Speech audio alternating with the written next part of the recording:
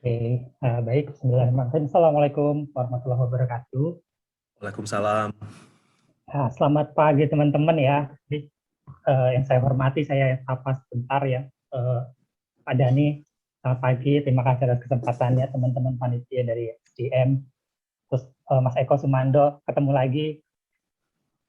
Saya banyak belajar dari Abang. Otomatis nanti terima kasih sekali ya. Otomatis semoga ilmu ilmu kita bermanfaat lah untuk semuanya di sini. Terus saya juga mau menyapa Amin.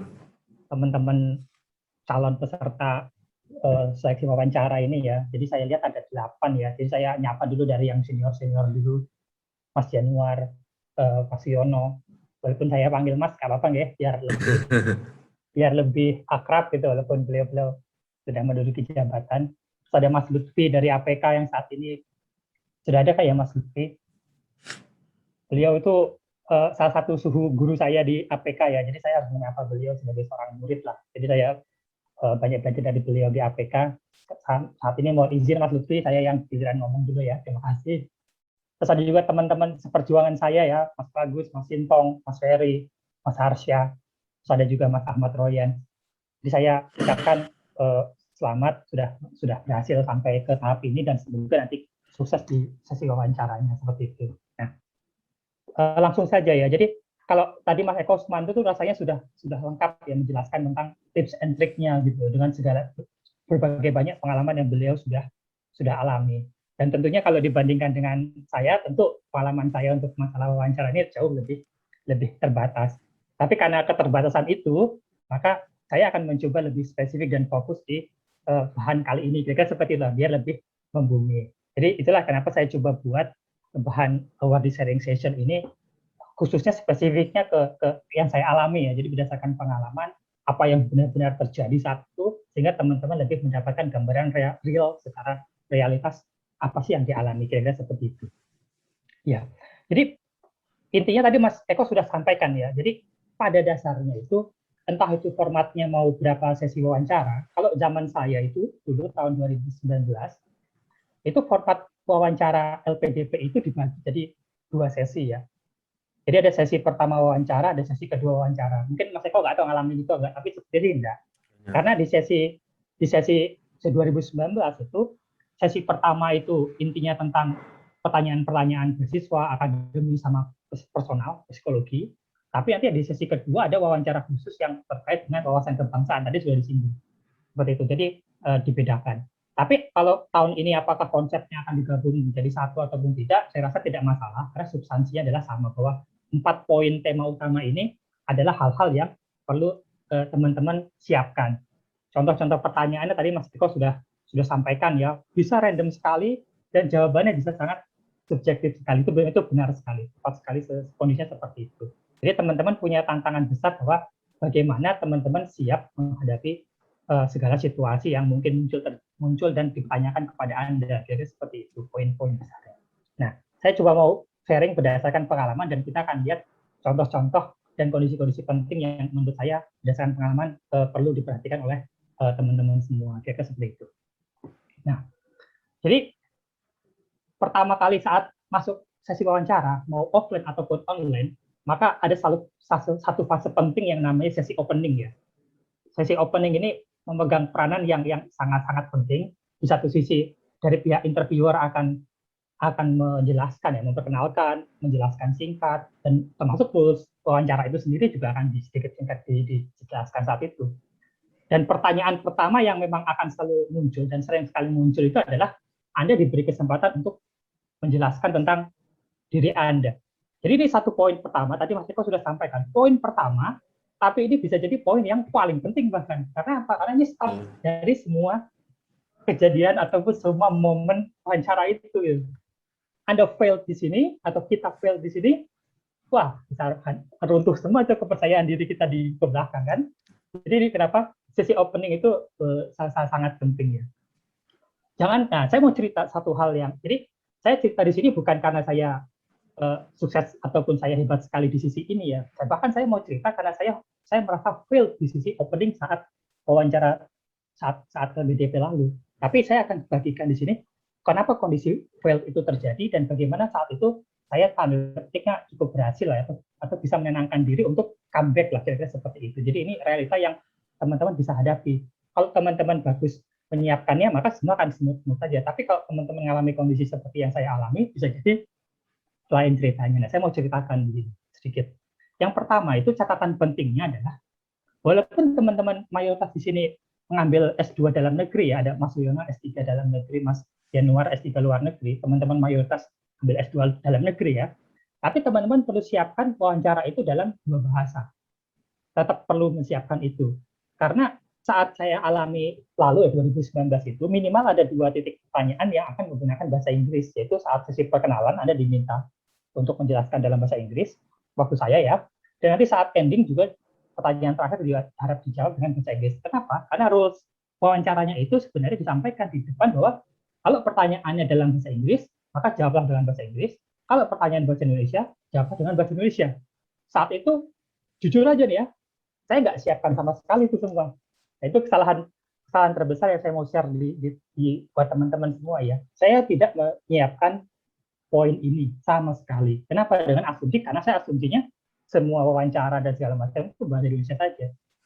Jadi itu salah besar. Saya melakukan satu kesalahan besar saat itu, dan teman-teman harapannya jangan melakukan kesalahan yang sama saat itu. Jadi saat di rules-nya seperti itu, tentu tipsnya apa ya, kita harus tenang ya, walaupun saya dalam hati tentunya shock ya, dalam artian gawat nih, bukan nggak bisa bahasa Inggris, bahasa Inggrisnya pas-pasan sekali, saya bahasa Inggrisnya termasuk yang pas-pasan, tidak terlalu lancar speaking bahasa Inggris, apa jauh lah kalau sama Mas Eko.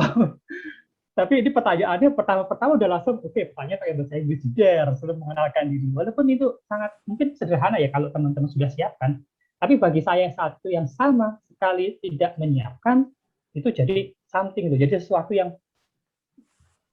sempat ya, sepersekian detik itu meruntuhkan kepercayaan diri saya sendiri gitu loh. Nah, yang saya mau bagi adalah tetap tenang, stay cool, tenang, jangan panik dan jangan nampak gugup terlalu berlebihan. Apa yang saya lakukan saat itu ya, saya memperkenalkan diri dengan bahasa Inggris, sederhana sekali kan, memperkenalkan nama pendek secara pakai bahasa Inggris, sederhana sekali. Waktu poin ketiga, setelah saya mau ngomong satu kalimat pakai bahasa Inggris lagi, setelah poin itu apa yang saya lakukan? Saya ngeblank, saya ngeblank, dan akhirnya selama 1-2 detik, akhirnya saya bilang ke wawancaranya apa, untuk memudahkan proses ini, saya mohon izin untuk menjawab dengan bahasa Indonesia saja. Nah, teman-teman bisa pernah bayangkan situasi begitu ya. Jadi, artinya saya mau bagi bahwa kalaupun teman-teman menghadapi situasi susah di luar kemampuan teman-teman saat itu, maka teman-teman harus punya sikap dan teman-teman harus punya keberanian dan keyakinan untuk menghadapi itu semua dan tunjukkan kepada wawancara itu. Jadi walaupun saya saat itu saya merasa tidak sanggup menggunakan bahasa Inggris, ya saya mohon izin untuk menggunakan bahasa Indonesia.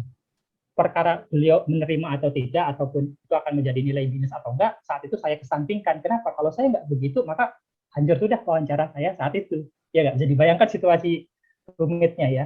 Tapi saya akhirnya memberanikan diri untuk itu dengan saya berstatement bahwa untuk nilai minimal bahasa Inggris saya sudah terpenuhi di TOEFL yang disyaratkan oleh LPDP seperti yang dokumen yang sudah saya lampirkan. Jadi saya sudah memenuhi persyaratan minimal kemampuan bahasa Inggris secara tertulis. Tapi untuk wawancara ini, saya mohon izin untuk menggunakan bahasa Indonesia karena untuk mempermudah menjelaskan hal-hal yang ingin saya jelaskan. Jadi yang penting kita punya reasoning ya, kita punya alasan yang kuat, logis, masuk akal untuk menghadapi situasi-situasi yang berat saat itu, meskipun dalam kondisi wawancara sekalipun ya. Jadi itu sedikit saya mau bagi. Jadi saya mengalami kondisi yang benar-benar seperti itu. Akhirnya setelah itu saya kesampingkan keterima atau enggak, yang penting saya coba jalani wawancara dengan baik, fokus ke hal-hal. Jadi sudah saya tuliskan di catatan penting ya. Jadi saat mengenalkan diri ya, fokus ke hal-hal yang penting, spesial, yang baik dari teman-teman, yang unik, yang khusus, yang berbeda dengan orang-orang yang lain, kira-kira seperti itu. Terus yang kedua juga jangan sampai teman-teman itu terpengaruh atau terintimidasi ya dengan wawancara. Kadang-kadang wawancara itu suka berakting atau melihat sama sekali nggak senyum dan segala macam, atau terkesan cuek dengan kita dan segala macam. Tapi jangan terpengaruh dengan hal-hal seperti itu ya. Jangan fokus saja ke apa yang teman-teman sampaikan, jawab pertanyaan dengan baik ya, seperti itu. Tetap fokus, tetap jaga kepercayaan diri walaupun teman-teman dalam situasi yang berat sekalipun ataupun tidak siap sekalipun dengan pertanyaan-pertanyaan yang mungkin sangat random. Usahakan untuk dapatkan kesan pertama yang baik, dan kalau bisa arahkan pembicara itu ke hal-hal yang kita sudah siapkan sebelumnya. Kira-kira itu untuk poin penting di bagian opening. Nah, selanjutnya setelah opening itu tentu teman-teman akan menjalani serangkaian sesi-sesi pertanyaan ya. Yang pertanyaan ini kayak tadi ya, yang tentang beasiswa, tentang akademik, tentang psikologi ataupun tes wawasan kebangsaan itu bisa jadi sangat random ya. Bisa jadi nanti ditanyakan tentang tema ini, nanti besok nantinya berubah lagi ke tema yang lain. Tapi ini akan saling terkait. Tapi intinya adalah ya pertanyaan-pertanyaan kira-kira seperti yang digambar ini ya. Motivasi itu teman-teman perlu pahami. Terus kenapa Anda layak mendapatkan beasiswa? Terus apa kontribusi Anda untuk negeri yang sudah Anda lakukan? Itu benar-benar ditanyakan.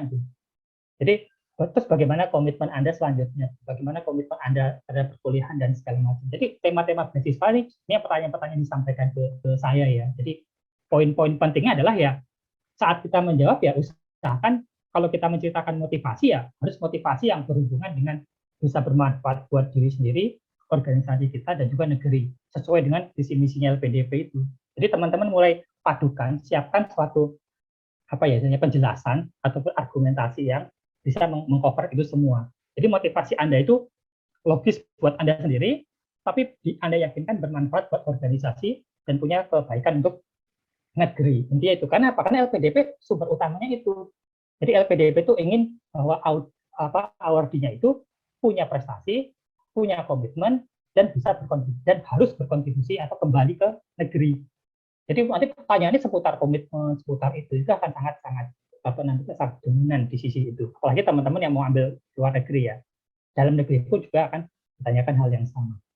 Terus ya tunjukkan bahwa Anda itu adalah figur yang mau dan mampu untuk terus belajar. Jadi mau dan mampu. Kenapa? Karena mau dan mampu, keinginan itu kalau sebatas keinginan, tapi kita dinilai tidak mampu, ya akan fail. Tapi kalau kita menunjukkan kemampuan, dan kita memberikan bukti-bukti bahwa kita mampu menjalani beasiswa ini, melakukan dengan baik, amanah ini dilaksanakan dengan baik, maka kita akan diberikan, maka harapannya kesempatan beasiswa ini diberikan kepada kita. Kan itu yang harus teman-teman upayakan, wawancara itu mendapatkan kesan itu dari diri Anda, kira-kira seperti itu. Terus saat ditanya kontribusi apa untuk negeri, maka teman-teman kan sudah bekerja semua ya, jadi mayoritas bisa menjawab harusnya, bisa menjawab sesuai dengan kontribusi Anda dalam pekerjaan contohnya. Maka teman-teman yang punya jurnal, yang sering menulis, Mas Intong sering menulis artikel-artikel, itu sampaikan. Itu bagian dari kontribusi. Teman-teman yang jadi front office KPPN misalnya, itu kontribusi juga. Teman-teman yang di mayoritas di sini pegawai pusat ya, masing-masing punya tugas-tugas harian, punya kerja-kerja harian. Hal-hal seperti itu Anda rangkum, jadi ambil poin-poin penting yang Anda berkontribusi besar di situ, ambil 1 atau 2 poin utama, dan itu yang teman-teman bisa angkat sebagai kontribusi nyata dari diri Anda. Tapi ingat ya, kalau saran saya, ambil sesuatu yang kira-kira mudah dimengerti oleh si pewawancara, karena belum tentu pewawancara itu ngerti pekerjaan kita kan, tapi jadi sederhanakan hal-hal tersebut, sampaikan dengan baik, dengan ringkas, jelas, tapi kontribusi Anda itu kelihatan baik secara pribadi atau secara tim. Nah, terus kalau masalah komitmen, ditanya masalah komitmen, kalau saran saya sih ya kembali ke konsep dari LPDP tadi ya. Jadi komitmen menyelesaikan pendidikan tepat waktu, komitmen untuk kembali ke Indonesia, kembali untuk mengabdi pada organisasi, kembali kepada negeri. Nah, itu tuh penting sekali karena LPDP memang dikejar itu. Kalau kita nggak jawab itu, poin itu bisa jadi kita auto coret itu. Seperti itu. Tapi itu poinnya adalah karena yang dikejar adalah komitmen membangun negerinya, seperti itu. Nah, selanjutnya, terus kalau pertanyaan-pertanyaan yang tema akademik ya, tema akademik ini sangat luas. Tapi kalau untuk teman-teman yang S3 luar S3, sepemahaman saya di pertanyaan akademik bisa jadi akan lebih dominan. Kenapa? Karena teman-teman kan diminta untuk buat proposal penelitian kan untuk S3. Jadi bisa jadi hal-hal seperti itu untuk dalam negeri sering sekali sepengetahuan saya itu ditanyakan. Untuk teman-teman yang S2 dalam negeri, kalau saya pribadi saat itu tidak banyak ditanyakan ya, tapi teman-teman perlu siapkan. Tapi pertanyaan yang lebih dominan adalah yang pertanyaan seperti yang di slide ini nih. Jadi kenapa memilih kampus? Kenapa Anda nilai TOEFL-nya bagus nih? Kenapa nggak ambil luar negeri misalnya? Hal seperti itu diputar-putar saja ya. Jadi intinya kenapa memilih kampus tersebut? Kenapa memilih program spesifik magister atau doktoral atau program studi tertentu, itu akan ditanyakan pastinya. Dan teman-teman perlu siapkan jawaban-jawaban dan argumentasi yang sifatnya kalau menurut saya itu logis, akademis, dan optimis. Jadi logis itu yang masuk akal, wajar atau manusiawi, akademis itu ya keunggulan dari universitas itu apa, dan optimis ya yakin bahwa Anda tuh bisa memilih tempat itu karena bisa masuk ke universitasnya dan bisa menyelesaikan tepat waktu. Jadi saya dulu tanya, kenapa Anda nggak ambil UI aja? Kenapa harus UGM? Ya saya jawab aja, ya kan Bapak Ibu tahu kalau CV saya orang Jogja, ya saya udah jelas tinggal di Jogja. UGM adalah universitas cinta pertama saya di situ. Nah, jadi santai saja jawabnya, tenang saja. Jadi itu kan cukup manusiawi ya, logis, masuk akal. Tapi setelah itu saya jawab bahwa UGM juga menurut pemeringkatan universitas di dikti nomor sekian, dia punya pendidikan yang saya cari di sana. Terus nanti kenapa saya ngambil akuntansi di Magister Akuntansi UGM, karena ada pelajaran spesifik yang saya kejar di situ, karena fokusnya ke akuntansi Pemda misalnya. Karena saya kan selama ini di akuntansi pemerintah pusat, maka saya perlu menambah ilmu lebih lanjut di akuntansi pemerintahan yang di daerah dan segala macam. Jadi gunakan reasoning yang logis, tapi juga nilai akademis yang ada, dan juga sisi-sisi optimis. Yakin bahwa kalau saya di sana, di Jogja, di Universitas X, maka akan punya kesempatan belajar lebih, tapi juga kualitas hidup yang lebih baik dan akan berguna bagi saya, organisasi, dan negeri. Balik lagi ke titik itu. Jadi putar aja di situ, tapi jelas dan singkat, tapi juga mengena, kira-kira seperti itu. Nah, terus kalau teman-teman jurusan ya silahkan ya teman-teman pikirkan apa sesuaian jurusan dengan sebelumnya, maka ceritakan argumentasinya. Kalaupun misalnya teman-teman lompat jurusan, ya maka jelaskan dengan logis akademis dan optimis tadi. Kira apa alasan utamanya. Nah, tapi kadang-kadang kalau di beasiswa dalam negeri itu, kadang kita akan ditanya juga tentang pertanyaan seputar silabus atau mata kuliah perkuliahan atau hal-hal lain yang sifatnya berhubungan dengan kampus tujuan. Jadi kalau teman-teman sekarang belum sempat cari-cari browsing, maka lakukan itu. Karena ini banyak sekali ditanyakan ya kemarin itu. Jadi sudah melakukan ini belum? Sudah punya LOA belum? Sudah menghubungi profesornya belum? Sudah ini, sudah itu belum? Dan saya jawabannya apa? Maaf Pak, belum. Kenapa saya jawab belum saat itu? Saya bilang saja, saat ini kondisinya adalah lagi puncaknya penyusunan laporan keuangan pemerintah pusat. Jadi saya belum melaksanakan hal-hal tersebut. Jadi saya harus jujur. Kenapa? Karena tadi Mas Eko sudah sampaikan bahwa kalau kita sok tahu, atau kita bahkan berbohong di situ, maka nanti kita sendiri akan dibantai saat ditanya, kamu udah hubungi profesornya berarti? Siapa nama profesornya? Kita nggak bisa jawab, padahal tadi ngomongnya udah hubungi misalnya. Ataupun kita tadi udah baca silabus, ya sudah Pak, ditanya silabusnya kita nggak bisa jawab. Oh itu sama aja kita menjerumuskan diri kita sendiri. Artinya pelajari itu akan lebih bagus, tapi kalau saat teman-teman menghadapi pertanyaan yang teman-teman belum siapkan, ya jawab saja dengan normal, wajar, dan alasan yang logis juga untuk mengcover pertanyaan-pertanyaan tersebut, tapi menyiapkan lebih baik.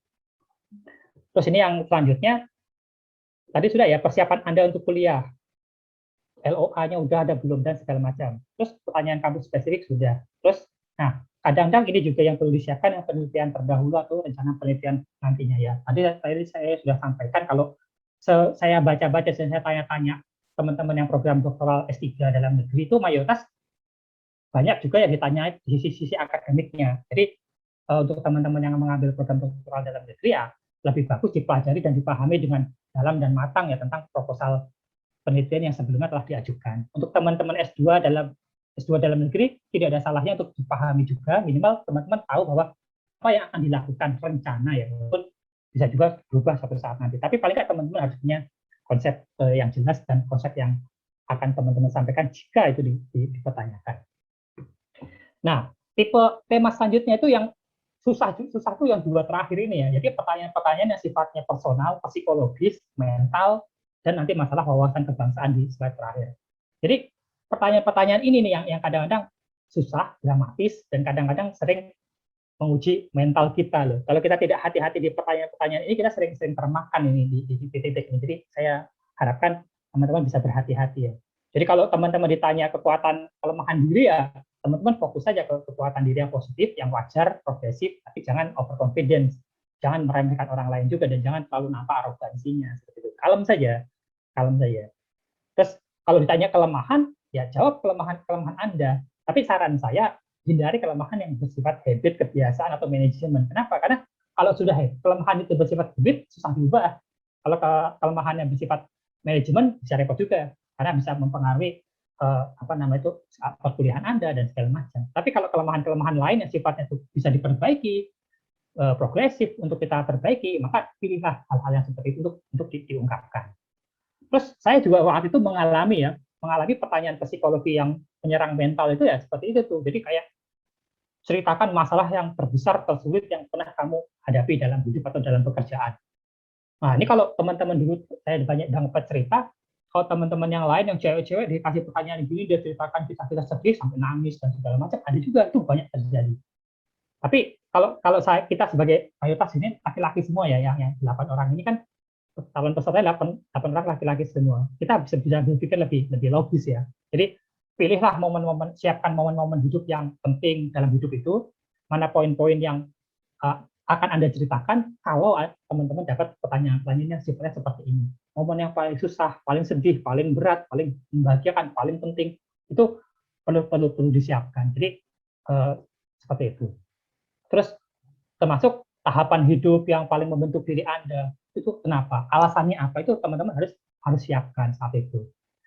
Terus kalau misalnya ada tawaran kesempatan lebih besar di luar organisasi saat ini, apakah Anda akan terima atau enggak? Nah, itu ditanyakan juga sama psikolognya saat itu ya. Jadi kalau kamu nanti digaji lebih besar di organisasi lain gimana? Nah, itu kayak seperti itu. Terus ada juga pertanyaan-pertanyaan personal kayak saya nggak yakin sama Anda nih, bla bla bla bla bla. Jadi intinya pertanyaan-pertanyaan yang sifatnya itu bisa jadi menekan secara mental, itu akan ditanyakan oleh psikolog, dan psikolog akan melihat reaksi, ekspresi, dan apapun yang bisa dilihat dari Anda ya, ekspresi wajah, mimik wajah, gerakan tangan, gesture dan segala macam itu akan dinilai. Jadi teman-teman usahakan lakukan hal-hal yang bersifat yang punya impresi positif lah untuk menjawab itu. Nah, ini jadi ya ini tadi general rules-nya itu psikolog udah cari informasi tentang Anda. Biasanya mereka sudah membaca duluan. Jadi kalau Anda ditanya tentang hal-hal personal, jawab dengan bijak lah. Hati-hati terhadap pernyataan uji mental, jangan sampai Anda termakan dan jangan sampai Anda terjatuh dalam pertanyaan-pertanyaan yang sifatnya sangat emosional ya. Jadi kendalikan diri dan emosi. Pokoknya jangan terjebak di perang mental yang mungkin bisa terjadi saat hal itu dilaksanakan. Nah, ini yang sedikit terakhir, 2 slide terakhir dari saya. Kalau tema wawasan kebangsaan ini cukup kontroversi ya. Jadi Mas Eko tadi sudah sempat singgung. Jadi wawasan kebangsaan ini bisa jadi kan orang-orang BIN mungkin, atau orang BKN, atau orang pihak-pihak seperti itu akan menanyakan ke kita gitu. Jadi masalah posisi ideologi kita itu seperti apa, nasionalisme kita gimana, bagaimana masalah apakah kita itu termasuk bagian dari ekstremis ataupun orang-orang yang nyeleneh dari sisi pandangan idealisme negara, itu akan diuji tuh. Kalau teman-teman bagus di sisi lainnya tapi Anda dianggap orang ini misalnya punya masalah nasionalismenya nih atau gimana, maka bisa jadi kita fail juga di situ. Jadi harus hati-hati di sini. Tapi kalau catatan penting dari saya di sini ya kita berusahalah menjadi seorang warga negara Indonesia yang baik ya berdasarkan Pancasila, Undang-Undang, NKRI dan segala macam. Tapi dengan taraf yang wajar ya. Jadi teman-teman kan dalam hati kita tahu ya.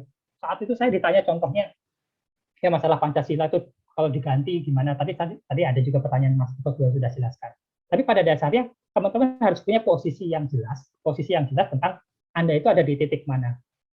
Jangan bertele-tele dan jangan tidak menjawab pertanyaan. Karena waktu itu teman kantor saya ditanyain pertanyaan, dia muter-muter, dibentak juga sama wawancaranya. Kamu tuh nggak jawab pertanyaan saya. Jadi kamu tuh setuju atau enggak? Kan repot. Jadi tambah down juga nanti kita. Jadi jangan sampai hal-hal seperti itu. Jadi teman-teman jawab pertanyaannya dengan jawabannya jelas, argumentasi yang jelas, tidak usah bertele-tele kayak gitu, tapi kembali ke arah ya jadilah warga negara Indonesia yang baik. Kenapa? Karena tadi Mas Eko, saya sependapat dengan Mas Eko bilang bahwa tidak ada jawaban yang salah, itu salah. Karena kalau untuk pertanyaan wawasan kebangsaan itu kita harus menebak-nebak jawaban apa yang diinginkan oleh pewawancara. Anda setuju nggak Pancasila diubah misalnya? Terus kita bilang saya setuju aja, itu Pancasila sudah tidak relevan. Misalnya kita jawab begitu. Dan rupanya itu ada jawaban yang tidak diinginkan oleh pewawancara, maka kita bisa jadi masalah di situ. Karena jawaban defaultnya itu kan Pancasila adalah sudah menjadi misalnya kesepakatan bersama lah. Jadi ya harus diikuti untuk saat ini sebagai dasar negara. Itu kan hal utama yang harus kita pahami. Oleh karena itulah kita perlu memahami Pancasila dan wujud penerapannya yang sebagai warga negara yang baik itu seperti apa. Jangan mau dibentur-benturkan. Terutama nanti pertanyaan sensitif ya. Kalau Pancasila diganti dengan idealisme agama lain seperti apa? Nah, pertanyaan-pertanyaan sensitif seperti ini itu akan ditanyakan. Saya juga ditanyakan saat itu perbedaan agama, hubungan antar umat beragama. Saya dikasih pertanyaan tentang kamu mengucapkan selamat Natal nggak ke teman-teman kamu yang non Islam. Ya saya jawab saja, oh karena itu bagian dari keimanan, maka saya seumur hidup saya tidak pernah menyatakan hal tersebut ke teman-teman non Islam saya, dan saya menyampaikan itu ke teman-teman non Muslim bahwa maaf saya nggak bisa menyatakan ucapan selamat itu karena itu bagian dari keimanan saya. Kira-kira seperti itu. Tapi argumentasi seperti itu kan apa istilahnya ya, kita perlu landasi dengan apa namanya argumentasi kenapa kok Anda tidak lakukan hal itu, bukan itu nggak bertenggang rasa misalnya, nanti dia akan tanya juga seperti itu kan, kita balas lagi bahwa kita akan kembalikan bahwa ajaran itu bagian dari keimanan saya menyatakan seperti itu. Tapi kalau urusan-urusan yang sifatnya kemanusiaan, saya sangat fine dengan teman-teman non-Islam, hubungan kami baik. Ceritakan contoh-contoh hubungan Anda dengan teman-teman non-Islam, non-Muslim, ataupun agama lain, bekerja sama, berbaik-baik, dan segala macam. Tapi ini harus ada tuh, karena jangan mau dibentur-benturkan masalah idealisme, ya agama A dengan agama B, dan segala macam, isu-isu pro kontra pemerintah. Saya dulu ditanyain masalah utang, kamu setuju nggak utang pemerintah banyak, dan segala macam. Jadi pertanyaan-pertanyaan isu wawasan kebangsaan ini penting, jawabannya bisa yes, bisa ya, bisa enggak, bisa setuju, bisa tidak. Tapi landasan pentingnya adalah argumen Anda itu harus jelas, tapi juga harus punya landasan yang masuk akal.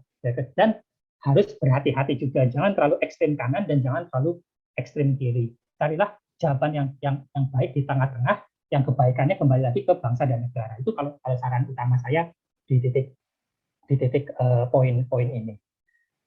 Oke, mungkin ini poin terakhir ya. Jadi poin terakhir itu dari saya di bagian ending ini adalah ini tadi sudah ini saja. Jadi di bagian ending itu kan nanti Anda akan kasih pertanyaan terakhir ya. Kasih pertanyaan terakhir yang kemarin saya diminta dalam bahasa Inggris juga, tapi tetap aja saya jawab dengan bahasa Indonesia.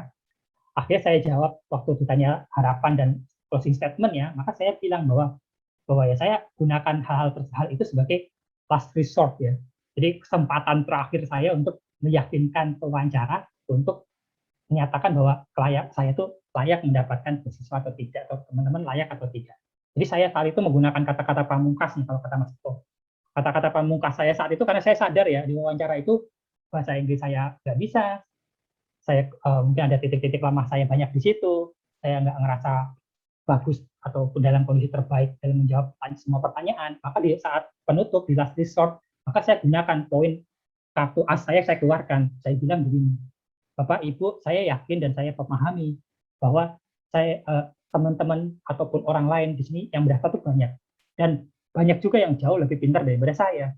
Tapi kalau urusan komitmen, keyakinan, kontribusi, dan hal-hal seperti itu, saya yakin dengan kalau saya tuh mampu bersaing dan saya bisa melaksanakan amanah ini dengan sebaik-baiknya. Jadi saya memang lemah di sisi akademis, tapi saya punya keunggulan di sisi lain, komitmen dan segala macam, bukti dan segala macam, sampaikan ke pihak wawancara hingga mereka tuh yakin bahwa oke, anak ini bisa berkembang dan mau untuk berkembang. Nah, mungkin titik itulah yang akhirnya pihak-pihak wawancara itu memberikan saya persetujuan beasiswa terhadap saya. Karena kalau saya evaluasi diri saya sendiri, kalau dari bahasa Inggris lah, dari wawancara lah, dari pertanyaan akademis lah, banyak yang nggak siap lah dan segala macam. Bisa jadi saya banyak yang kurang bagus di sisi itu. Tapi di sisi lainnya kita bisa comeback stronger dengan hal yang lain, prestasi diri, prestasi kerja tim di perkantoran, apa yang sudah Anda lakukan untuk kantor, apa yang sudah Anda lakukan untuk negara ini, dari bentuk-bentuk pekerjaan ataupun non pekerjaan Anda. Mungkin di sisi-sisi itulah teman-teman bisa punya nilai positif. Teman-teman bisa comeback stronger di situ, walaupun tadi ada hal-hal yang teman-teman kurang baik ya seperti itu. Jadi ini poin-poin penting saya di slide terakhir saya ini nih. Banyak berdoa, semoga dapat wawancara yang baik, yang nggak membantai, dapat yang so aja, yang dia memahami betul situasi, yang baik lah intinya kayak gitu. Tapi kita juga tetap perlu mempersiapkan diri sebaik-baiknya. Jaga kepercayaan diri, tapi jangan kesan sombong, jangan arogan, jangan merendahkan orang lain, tetap tenang dan jangan panik walaupun dalam situasi shock apapun ya, entah itu pertanyaan, entah itu ketidaksiapan, entah itu apa, dan teman-teman harus cari momen untuk comeback stronger lah, nanti kayak gitu, jaga fokus teman-teman. Terus jaga sikap ya, tetap membumi, tapi jangan ragu untuk menunjukkan kelebihan, itu ya, jadi beda ya, jangan rendah diri, tapi rendah hati, tetap membumi, jangan ragu untuk menunjukkan kelebihan secara wajar dan proporsional. Jangan terlalu overconfidence lah, jangan memotong pembicaraan dan manfaatkan secara maksimal ya kekuatan senyuman, eye contact, gesture, antusiasme, intonasi dan segala macam. Nah, itu nilai yang sangat penting. Terus jangan mencoba untuk berbohong ya. Jadi kalau berbohong teman-teman akan susah untuk menjawab pertanyaan-pertanyaan runtutan selanjutnya karena kebohongan satu akan bisa jadi akan membawa kebohongan-kebohongan yang lain dan itu akan sangat merugikan bagi Anda karena saat Anda menciptakan kebohongan belum tentu orang tuh berbohong dengan sempurna karena lebih baik menciptakan kondisi apa adanya daripada Anda harus berbohong. Terus yang terakhir ya, jangan berusaha menjadi orang lain ya, tapi jadilah versi terbaik dari diri Anda. Jadi versi terbaik dari diri Anda itu apa? Itu yang Anda coba sajikan dan Anda sampaikan ke wawancara. Dan mungkin itu saja. Baik, maaf nih kalau terlalu banyak, mungkin itu saja kalau dari saya. Nanti setelah ini bisa dilanjutkan ke sesi selanjutnya. Semoga sukses semuanya. Terima kasih. Assalamualaikum warahmatullahi wabarakatuh.